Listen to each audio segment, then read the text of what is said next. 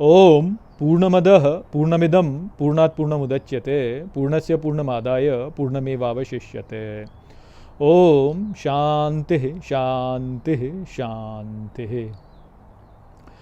नमस्कार मित्रों, आज की वीडियो में हम बृहदारण्यक उपनिषद के दूसरे अध्याय के चौथे ब्राह्मण का जो चौथा मंत्र है उसका पाठ करेंगे। तो आइए देखते हैं कि ये मंत्र क्या कहता है। तो जो मंत्र है वह कहता है, स होवाच याज्ञवल्क्यः, अर्थात तब याज्ञवल्क्य ने कहा, प्रिया बतारे नः सती प्रियम भाषसे, अर्थात अरे वाह प्रिय, जो मुझे प्रिय है वह कहता हूँ, हे सती, एहि आसस्व व्याख्यास्यामी ते, अर्थात मेरे पास आकर बैठो, तुम्हें व्याख्यान दूंगा। व्याचक्षणास्य तू में निधिध्यास स्व इति, अर्थात किंतु मेरे वचनों पर गहरा चिंतन करना। तो यही चौथा मंत्र है। और यहाँ पर अब बताया जा रहा है कि जब मैत्रेयी ने प्रश्न किया याज्ञवल्क्य से कि यदि जो है वित्त मुझे अमरता नहीं प्रदान कर सकता तो भगवान फिर मैं आपके द्वारा क्या करूँ ताकि मुझे अमरता प्राप्त हो, आपको यदि पता हो तो मुझे बताइए। ऐसा जो है मैत्रेयी ने प्रश्न किया, जो कि हमने पिछले मंत्र में देखा था। तो इस मंत्र में जो है अब याज्ञवल्क्य कहते हैं कि अरे वाह प्रिय, तुमने जो प्रश्न किया वह मुझे बहुत प्रिय है और चलो मेरे समीप आओ, मैं तुम्हें बताता हूँ इस विषय में, परंतु जो भी मैं यहाँ पे कह रहा हूँ उस पर गहन चिंतन करना। तो यहाँ पर जो है दो बातें हमें सीखने को मिलती हैं। एक तो ये कि भगवान जो है वह यह चाहते हैं कि जो उनकी पराशक्ति है वह उनके पास पुनः लौट आए। तो देखिए जो पराशक्ति है ये जो है हमको चारों ओर सभी हमारे देवताओं में देखने को मिलती है। जैसे भगवान विष्णु है तो उनकी जो वह शक्ति है वह क्या है, तो वह लक्ष्मी है। भगवान शिव है तो उनकी वह शक्ति क्या है, वह पार्वती हैं। और ब्रह्मा जी जो है उनकी वह शक्ति क्या है, तो सरस्वती हैं। ये जो शक्ति है, जो राधा कृष्ण सीता राम और शिव पार्वती, तो उसमें जो पराशक्ति है वह वो ही पराशक्ति है जो कि देवी के रूप में हम देखते हैं। और यह ही पराशक्ति जो है वह ही देवी जो वाक देवी में जैसे सरस्वती बोला है तो वो भी वही पराशक्ति हैं। और यही पराशक्ति जो सीता मैया भी हैं, यही पराशक्ति जो है वो प्रेम के रूप में राधा रानी है। तो वो जो पराशक्ति है वो पराशक्ति जो है उससे भगवान बहुत प्रेम करते हैं, और जो पराशक्ति है वह भी भगवान से बहुत प्रेम करती है।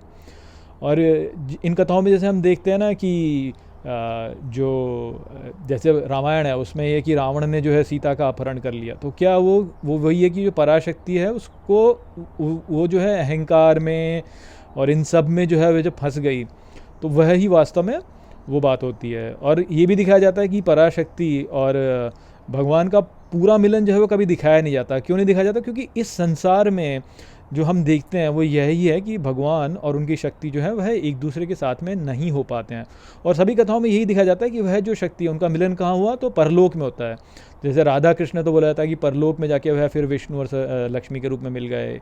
या जैसे रामायण में जो है राम और सीता हैं, तो सीता जो है उनसे पुनः जो उनका विरह हो जाती है ना, जब वो वाल्मीकि आश्रम में चली जाती हैं और फिर वह पृथ्वी में समा जाती हैं। और यही बोला जाता है कि फिर जो है वह साकेत लोक में जो है वह साथ में मिलेंगे, या जैसे राधा कृष्ण जो है वह गोलोक में साथ में मिल जाएंगे। तो वहाँ पे कहने का तात्पर्य क्या है कि जब तक भगवत प्राप्ति नहीं हुई है तब तक ये दोनों एक दूसरे से पृथक हैं। तो तब तक ही साधना है, तब तक ही सारी ये लीलाएं हैं। और एक बार वह मिल जाए तो फिर जो है वह लीला जो है वह समाप्त हो जाती है और वह परलोक वाली अवस्था ही फिर हो जाती है। इस लोक में इसलिए वो दोनों मिले हुए नहीं हैं, इसलिए ऐसा दिखाया जाता है। तो यहाँ पर जो है वही बात हमको फिर से देखने को मिलती है कि याज्ञवल्क्य जो कि भगवान है और मैत्रेयी जो कि पराशक्ति हैं। तो जब पराशक्ति ने बोला भगवान से कि आप फिर बताइए अमरता प्राप्त करने के लिए क्या करना है, तो भगवान प्रसन्न हो गए। उन्होंने बोला कि बहुत अच्छी बात है, ये तो तुमने मेरा सबसे प्रिय प्रश्न जो है वो तुमने मुझसे किया। तो वही वाली बात है कि भगवान यही चाहते हैं कि हम उनको पालें।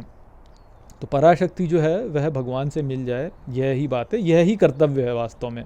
आप कुछ भी बोल दीजिए कि मेरा कर्तव्य तो ये है कि मुझे अपने परिवार का पालन पोषण करना है, आप बोल दीजिए कि मेरा कर्तव्य ये है कि मुझे अपने राष्ट्र की रक्षा करनी है, मेरा धर्म ये है, मेरा धर्म वो है, फलाना ढमाका कुछ भी आप बोल दीजिए, ले दे के अंततः जो पराशक्ति का धर्म है वो यही है कि वह अपने गंतव्य पे पे पहुंच जाए जो कि भगवान है। तो भगवत प्राप्ति ही हमारा कर्तव्य है। वास्तव में सबसे बड़ा कर्तव्य हमारा क्या है? भगवत प्राप्ति। अब वो किस प्रकार से करना है वो अलग अलग है। हमको जो भी यहाँ पे स्वधर्म मिले हैं, हमको जिस भी कुल में भेजा गया है, जिन भी माता पिता की सेवा करने के लिए भेजा गया है, जिस भी राष्ट्र की सेवा करने के लिए भेजा गया है, वो अपना हम ठीक प्रकार से जब करेंगे तो वो हमारा स्वधर्म ही हो रहा है, परंतु उसके पीछे जो है वह भगवत प्राप्ति ही है। तो यदि हम अपने परिवारजनों की सेवा करते हैं तो परिवारजनों की सेवा ये सोच के नहीं करते कि ये मेरे परिवारजन हैं, जबकि इस प्रकार सोचते हैं कि ये सब भगवान के हैं, भगवान ने मुझे भेजा है इनकी सेवा के लिए, इसलिए मैं इनकी सेवा कर रहा हूँ। तो काम वही करना है, किंतु जो हमारा दृष्टिकोण है उसको बदल देना है।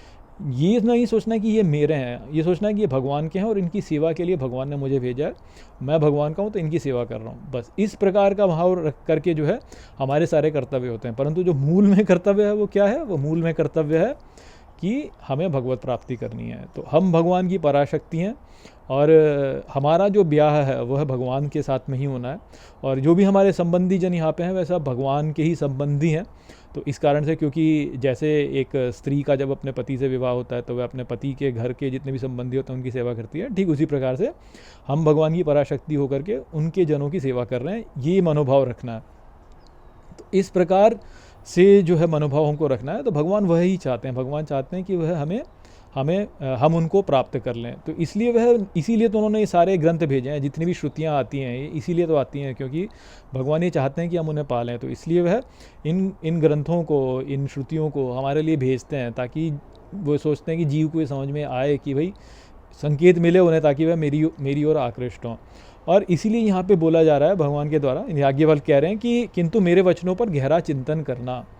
तो बात क्या है कि ये जो ग्रंथ होते हैं या जो भी शिक्षाएं होती हैं, धार्मिक शिक्षाएं या जीवन में जो भी हम अनुभव करते हैं, हम कई बार सोचते नहीं है कि ये यहाँ पे हमको क्या है। ये जो संसार है ना, ये संसार एक प्रकार की पाठशाला है, जहाँ पर कि भगवान जो है हमको अपने समीप लाने के लिए हमको बार बार अलग अलग प्रकार के पाठ पढ़ा रहे होते हैं। फिर वो ग्रंथों के द्वारा हो सकता है या हमारे जीवन में जो हमारे अनुभव होते हैं उनके द्वारा हो सकता है। तो ये हमारा कर्तव्य है कि हम इनके द्वारा ये समझें कि भगवान हमें क्या संकेत देना चाह रहे हैं। तो ग्रंथ जो होते हैं, ग्रंथों में बहुत सारी बातें हमको पढ़ाई जाती हैं। अब उन बातों में को जो है हम सोचते हैं कि हाँ हमने समझ लिया, अब हमें बता दिया, अब हमें समझ आ गया, हम ब्रह्मास्मि, हाँ मैं ब्रह्म हूँ, इतना। परंतु इतना नहीं है वास्तव में, इसका कोई अंत नहीं है। कितना गहरे तक ये जाता है इसका कोई अंत नहीं है वास्तव में। आप इसको गहरे में समझते जाएंगे और गहरे में समझ सकते हैं, और गहरे में समझ सकते हैं, और गहरे में समझ सकते हैं, और गहरे में समझ सकते हैं, और इसका कोई अंत नहीं है। इसको कितने गहरे में आप समझ सकते हैं, इसका कोई अंत नहीं है। तो इसलिए निरंतर चिंतन और निधि ध्यासन का बहुत बड़ा महत्व है। आपने यदि गीता का पाठ किया और आपने एक बार गीता का पाठ करके बोला कि हाँ मैंने तो गीता पढ़ ली, अब तो मुझे पढ़ने की आवश्यकता नहीं है, तो ऐसा नहीं है। गीता का जो पाठ है उसको निरंतर करते रहना चाहिए, ताकि गहरे में उतरें और गहरे में समझते जाएं, और गहरे में समझते जाएं, और गहरे में समझते जाएं।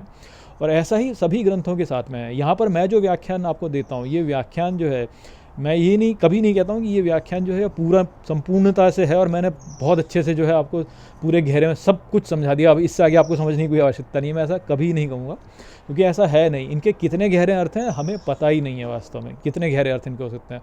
और छोटे छोटे वाक्यों के बहुत गहरे गहरे अर्थ होते हैं। जैसे फॉर एग्जाम्पल मैं आपको बोलूँ, जैसे बहुत लोग बोलते हैं नथिंग इज़ परफेक्ट, जैसे एक स्टेटमेंट मारा जाता है नथिंग इज़ परफेक्ट, तो इसको लोग बहुत गहरे तक नहीं समझ पाते हैं। लोग सोचते हैं कि अच्छा नहीं, संसार में तो कुछ भी परफेक्ट नहीं हो सकता, इसलिए कुछ भी परफेक्ट नहीं होता। लेकिन इसका और गहरा अर्थ भी हो सकता है कि कुछ नहीं जी जो है वह ही वास्तव में परफेक्ट है।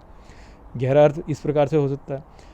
तो ऐसे सभी वाक्यों के बड़े गहरे गहरे अर्थ होते हैं। हम जो ये गुरुवाणियाँ सुनते हैं, जो हम जैसे कबीरदास जी के दोहे हैं, रहीम जी के दोहे हैं, या तुलसीदास जी की जो कार्य हैं, उनके कितने गहरे अर्थ हैं ये हमको नहीं पता है। तुलसीदास जी को भी वास्तव में नहीं पता होगा, क्योंकि ये उनकी कृति है ही नहीं, ये भगवान से आई है, भगवान से आने वाली वाणी है। तो वो जो है उस पर गहरा चिंतन करना बहुत ही महत्वपूर्ण है। एक बार नहीं, बार बार। और ऐसा होना चाहिए व्यक्ति का कि व्यक्ति बस उसी के बारे में सोचे। देखिए, जैसे कोई व्यक्ति यदि किसी एक विषय में उसकी रुचि है तो वह उस विषय पर बहुत सोचता है, बार बार उसको देखता है। जैसे मान लीजिए कि आपकी जो है क्रिकेट में बहुत रुचि है, तो आप क्रिकेट को बार बार देखेंगे, क्रिकेट के बारे में बार बार सोचेंगे, तो आप क्रिकेट के जो है फिर एक्सपर्ट हो जाते हैं। परंतु ये सीमित ज्ञान है। जो भगवत ज्ञान है उसमें भी उसी प्रकार का एक जुनून चाहिए होता है कि आप उसको बार बार सोचें, निरंतर सोचते रहें, तो आपको नई नई बातें समझ में आती हैं, नई नई आपको इंसाइट्स डेवलप होते हैं आपके, आप समझ पाते हैं कि अच्छा ऐसे है, फिर ऐसे ऐसे ऐसे ऐसे ऐसे। तो वो जो रुचि हम डालते हैं वो निधि ध्यासन का बहुत बहुत बड़ा महत्व है। ये जो व्याख्यान में जो लोग आपको बहुत गहरी बातें बता देते हैं, वो सारी बातें आपके मन के भीतर ही हैं वास्तव में। ऐसा नहीं है कि वो आपसे दूर कहीं है। वास्तव में वो जो व्याख्यान आपको दे रहे हैं, एक तो भगवान ही वो आपको प्रदान करने वाले हैं, और दूसरी बात ये है कि वो जो सारी बातें हैं वो आपको पहले से ही पता है सारी। तो कोई व्याख्यान करता जो ना कभी ये नहीं कह सकता कि मैंने इसको ये सिखाया, ये चीज़ मैंने सिखाई, देखो इसको तो पता नहीं था मैंने सिखाई, ऐसी बात नहीं है। व्याख्यान करता जो है वो वही बता रहा है जो कि सामने वालों को पहले से ही पता है, बस वो किसी चीज़ से ढका हुआ है। वास्तव में ये बात सब चीज़ों पर लागू होती है। जैसे कई बार लोग कुछ भाषण देते हैं और सब लोग बोलते हैं वाह वाह वाह वाह क्या बढ़िया भाषण दिया, तो वो जो भाषण होता है ना वो उस व्यक्ति को अच्छा इसलिए लगता है क्योंकि वो पहले से ही जानता है उस बात को, और उसकी जो बात थी उसकी पुष्टि जो है उस भाषण के द्वारा हो गई, इसलिए वो बोलता है कि बहुत अच्छा भाषण दिया। यदि वही बात में पुष्टि ना हो तो बोलेगा यार ये क्या भाषण है, मेरे तो कुछ समझ में भी नहीं आया, मेरे तो कुछ समझ में ही नहीं आया ये क्या भाषण दिया इसने। तो इसलिए व्याख्यानकर्ता का कोई उतना बहुत बड़ा महत्व नहीं है। जो महत्व है वो सुनने वाले का होता है। सुनने वाले की बात समझ में आती है जब, तो सुनने वाला जो है तब उसको महत्व देता है। और वो ऐसा इसलिए होता है क्योंकि जो सुनने वाला है वो पहले से ही जानता है व्याख्यानकर्ता की बात। बस होता ये कि उस पर थोड़ी सी एक परत चढ़ी हुई होती है जिसको कि व्याख्यान के द्वारा वह साफ़ हो जाती है, और इस कारण से जो है फिर उस सुनने वालों को वो व्याख्यान बहुत अच्छा लगता है। और दूसरी बात ये कि जो व्याख्यान करता होता है वह जब व्याख्यान देता है तो उस व्याख्यान से उसका भी निधि ध्यासन हो रहा होता है, और वो भी बातों को और थोड़ा गहरे में जो है समझ रहा होता है। ये जो वीडियोज़ मैं यहाँ पे अपलोड करता हूँ, जैसे आपको ऐसा थोड़ी है कि मैं यहाँ पे इसलिए अपलोड कर रहा हूँ कि लोग देखें इसको, या लोग देखें कितने व्यूज़ आते हैं इस पर, 100-200 से ज़्यादा व्यूज़ आते नहीं हैं। क्यों देख करता हूँ? क्योंकि मुझे इससे सहायता मिलती है, मेरे को और गहरे में समझ में आता है, जो बातें होती हैं मुझे और अच्छे से समझ में आती हैं। इन वीडियोस पे भी कोई भी ना देखे, 0 व्यूज़ आए तो भी मैं करूँगा, क्योंकि मुझे मतलब ही नहीं है कि इतने लोग देख रहे हैं कितने देख रहे हैं। मुझे इस बात से मतलब है कि मेरे बातें समझ में आ रही हैं कि नहीं आ रही हैं, बातें समझ में आ रही हैं कि नहीं आ रही हैं। आप सुन लेते हैं तो बहुत बड़ी कृपा करते हैं। बहुत बड़ी कृपा इस प्रकार से करते हैं आपकी, जो ज्ञान भगवान आपको देना चाहते हैं वो ज्ञान मुझे भी मिल जाता है। तो मैं व्याख्यान देता हूँ, आप सुनते हैं, भगवान आपको ये ज्ञान देना चाहते हैं और मेरे को भी वो ज्ञान मिल जाता है, क्योंकि मेरे द्वारा आप तक पहुँचा देते हैं। तो इस प्रकार से आप मेरे पे बहुत बड़ी कृपा करते हैं यदि आप देखते हैं। परंतु यदि इन वीडियो को कोई एक भी व्यक्ति यदि ना देखे तो भी मेरे को कोई फ़र्क नहीं पड़ेगा, क्योंकि मैं उसलिए कर ही नहीं रहा हूँ इसको। तो ये निधि ध्यासन का महत्व होता है। ये जो वीडियोस में अपलोड कर रहा हूँ ये मेरा भी निधि ध्यासन हो रहा है वास्तव में। तो वो निधि ध्यासन जो था उससे ही ज्ञान जो है वह स्थिर हो पाता है। तो वो यहाँ पे जो है याज्ञवल्क्य मैत्रेयी को बता रहे हैं। तो आशा करता हूँ कि मैंने इस मंत्र को आपको ठीक प्रकार से समझा दिया होगा। चलिए इसी के साथ इस वीडियो को यहीं पे समाप्त करते हैं। नमस्ते।